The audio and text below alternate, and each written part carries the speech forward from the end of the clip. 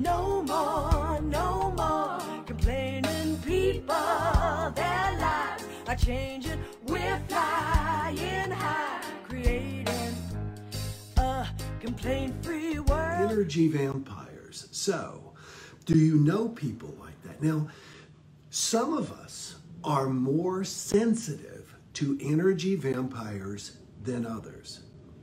Can I get an amen? Let me say that again. Some of us are more susceptible to energy vampires than others. In fact, I would say that we range in sensitivity from maybe a 1 to 10, and I'm probably a 10. I am probably a 10, and I will tell you why. I sat down and I thought one of the ways to get over your difficulties with other people's stuff, if you're around other people and their mood tends to rub off on you pretty darn easily, and that would definitely be me, then I sought to figure out, where is all this coming from? What are the mental habit patterns that I have that have reinforced this over my life? And I realized that, how do I put this? I led a very BoJack Horseman childhood. That's the reason that I love BoJack Horseman so much. BoJack Horseman is kind of my childhood, unfortunately. It's a dark comedy, and it's sad the way the little boy was treated. BoJack, that is, and I'm Bowen. I remember specifically, now my dad and my mom had a lot of problems, and I don't want to get into my dad's stuff. It's let's just say, I don't need to. Anyway, my dad would do things and my mother would be crying. We would hear her crying in the bedroom. And my dad would come out of the bedroom where they'd been arguing, and my mom and we would say, "What's wrong with Mom?" And my dad would always say, "Your mother's crying because you're bad children." Take that in again. Your mother's crying because you're bad children. Wow, at that age, to make your mother cry? And then later, when my parents got divorced and I was 14, "Hey, Dad, why are you getting a divorce?" "We're getting a divorce because you're bad children and we can't figure out how to raise you." Wow. Wow. Had nothing to do with all the stuff he was doing, which, like I said, does not bear going into right now. So I took in that everything was my stuff. So yes, I saw someone use the word empath, all right? Now, this is what made me really good in sales, because I could tell what people were thinking a lot of times, because I was so like, oh my gosh, what have I made that person think or feel? So I want to talk with you wherever you fall on this scale of other people's negative moods affecting you. I want to give you some solutions for not allowing that to happen. And it does not mean standing up and saying, "Would you please shut up?" So like I said, realize the origins of this and begin to say, this has nothing to do with me. I can remember I used to stand in line at a store, and if somebody in front of me was really pissed off at the clerk or the service they received, I felt that same level. And now I realize that that level is something that not only can I push down, and this is not a bad thing to push this down. This isn't my own emotion. It's somebody else's emotions, but for some reason it's triggered me. So I can push this down. I can just hold it down and go, this has nothing to do with me. This has nothing to do with me. This has nothing to do with me. This may sound self-evident to those of you who had perfect, happy childhoods. But for those of us who struggled, this was very, very helpful, because I literally thought everything was my fault. And so I still make sure that I don't get into that by telling myself this has nothing to do with me. The next thing is, here's the big one. Identify and expect negativity from certain people. Let me say that again. Identify and expect negativity in certain people. When I do my speeches for corporations and associations around the world, one of the things I always talk about is that we all want to be around.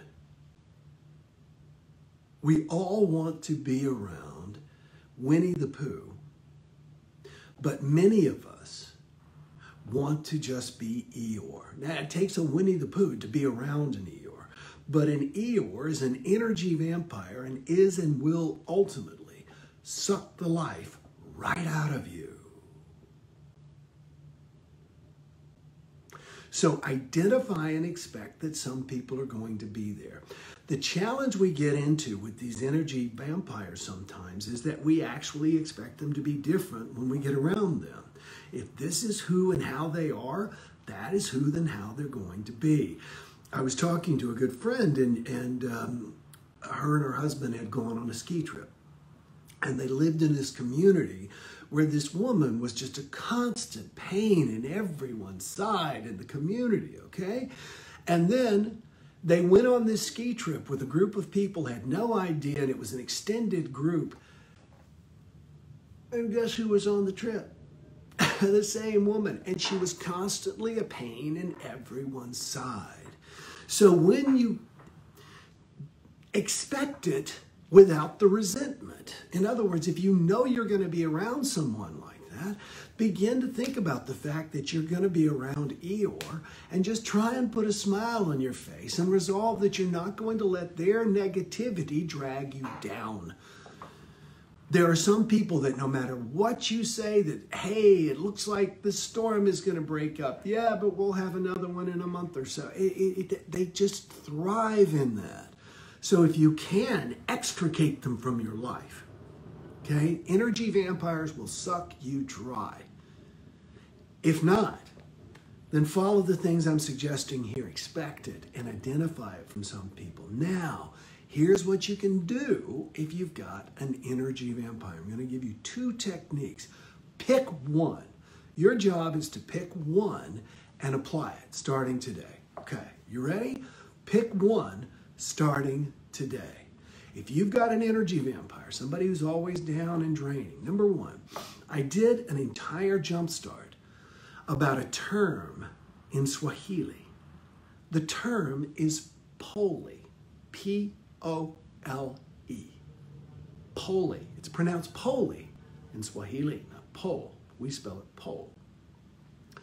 Poli means I get what you're going through, and I know you have the resources to go through it successfully.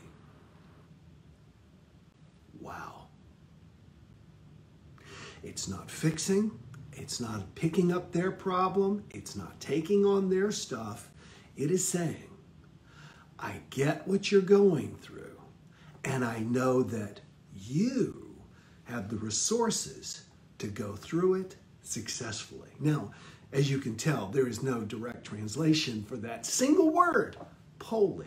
When someone loses their crops or their horse dies or whatever, the response is, poli. I get what you're going through, and I know that you have the resources to go through it successfully. That's number one, all right? Try that. You can't put it in exactly those terms, okay? But you might try something like that. My version of that is, I get that that's a drag, but I'm sure you'll come out on top. I get that that's a drag, but I'm sure you'll come out on top. I get that that's upsetting, but I know you can handle it. Something like that. I get it, and you can. All right? Because really, I find that so often, my daughter and her husband were having a disagreement the other day because something about he hadn't made the bed, and bless Leah, poor thing, she's always been part of my talks. Anyway, he hadn't made the bed, and she went in and asked if he was going to make the bed or if she should make the bed. And instead of responding, he went and made the bed. So she was upset that they didn't discuss this in this moment. Poli. When she was presenting this to me, I was like, I tried to make suggestions. See, he was trying to fix the problem. This is what guys do mostly. We try and fix the problem. And in most cases, people just want to know that you hear that you have a problem. And that's why this concept of polling is so great. I get what you're going through, and I know that you have the resources to go through it successfully. That's polling. So if you've got an energy vampire, if you've got somebody that no matter what you say, you know, hey, I heard that there's a new coronavirus vaccine that'll be out in the next 90 days. Yeah, but most people probably won't take it and will have to end up going to herd immunity. Always have a bottom for your top, all right? You've got somebody like that. Begin to express to them, number one, Polly, if they've got a problem, Polly. The concept is, man, that's a drag, and I know that you can handle it successfully. I get what you're going through, and I know you can handle it successfully. And then the second thing is, use verbal jujitsu. Use verbal jujitsu. I teach this when I do my speeches, when I speak to associations and conventions and things. I talk about the idea that you're going to get people who are just going to complain to get attention. And that is so true. That's the number one reason people complain. That's the number one reason people utter bad things out of their mouth, is just to get attention. Hey, notice me. I want you to talk to me, and I can't figure out how. So, if you've got a person who's coming to you, who's always that verbal, that emotional vampire talking about what's wrong, and really all they want to do is talk to you, whenever you see them, you want to be proactive and you want to do the following. You want to say, what's going well? This is in my book. For those of you who've read my book, A Complaint-Free World, what is going well? You want to use verbal jujitsu. If they're talking about what's going wrong, you want to get them talking about what's going right. Now, you don't want to just say, what's going well? What's going well? No. This person tends to practice to complain about their work. What did you like about this job that got you to apply? That's another example.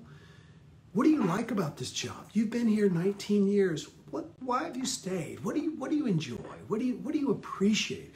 What gets you up and gets you to come to work every day? What makes you happy about this job? Now, these people, they're not bad people. We say, oh, that's a negative person. This is a person who just wants to connect. We're social beings. This person wants to reach out and connect to you, and they don't know how to do it. So they do it through complaining, through being negative, by talking about the down when you talk about the up. So what you want to do is say, what's going well? What are you happy about? What are you enjoying? What did you like about what'd you do last night? Oh, we saw a movie. What'd you like about it? Don't ask, did you enjoy it? Begin to use phrases around this person that gets them contextualized to where they are talking positively. One of my favorite stories I love to tell, it's a true story. There's a man named, there was a man, he's long deceased, who worked in my grandfather's hardware store. His name's Willie. Willie lost his hand in a sawmill accident as a young man and ended up working for the rest of his life in my grandfather's hardware store, just helping people find stuff on the shelf and figure out how to fix things and stuff like that. Now, I noticed that whenever someone came into the hardware store, there was 3 or 4 other people there. There was Doug, there was Gary, there was Bubba. This is in South Carolina. And they're all standing around. Everybody makes a beeline to Willie. Now, why is that? Because everybody else asked this question, what can I do for you? Or what do you need? Willie always said, what's the good word? What's the good word? I use that with my daughter. I use it with people I work with. Steal it from me. Begin to use it, especially if you've got an emotional vampire. Begin to ask, what's the good word? What's the good word? There's always a good word out there. We can find it. So remember, other people's energy does affect us. So you're responsible for your own energy. Try and make it happy, upbeat, bright, not complaining. And other people will respond more likely in kind. I'm going to see if I can back up now that I'm on my phone and read some of your comments here. My daughter loves that show. I think I need to watch BoJack Horseman. Okay. Margarita says, you see my big thumb up there. I don't know if I can do this. Yikes, ouch. This is exactly the seam of a KOPN 89.5. I'm going to have to read that later, y'all. You don't want to see me staring up my nose and doing this. I'll have to look at the rest of these later, but I do say that Max Lester is here. Good to see you. Julie is here. Michelle Doherty, a top fan, is here. Barbara is here. Danielle. I will read everybody else so that I'm not scrolling with my thumb. I would rather leave you knowing how grateful I am that I'm able to jumpstart my day with you and help you start your day with a little bit of inspiration, a little bit of education, a little inspiration for yourself. So yes, Danielle, let's also adopt the phrase today, what's the good word, all right? Because if we seek, we'll find. Let's ask for the good word. Enjoy today. And by the way, you really want to change your life? Check out complaintfreemeditation.com. Let me say it again, complaintfreemeditation.com. Every morning after this jumpstart, we all take a break, run to the restroom, whatever, come back, and at 8:30 Eastern time, I lead a 20-minute guided meditation. The number one side effect people have told me is calm. They feel much calmer. They're less reactive. So if you're looking to be calmer and less reactive, you got nothing to lose. Check it out. Complaint-free meditation. Take care, everybody. Bye-bye. No more complaining people. Their lives are changing. We're flying high, creating a complaint-free world.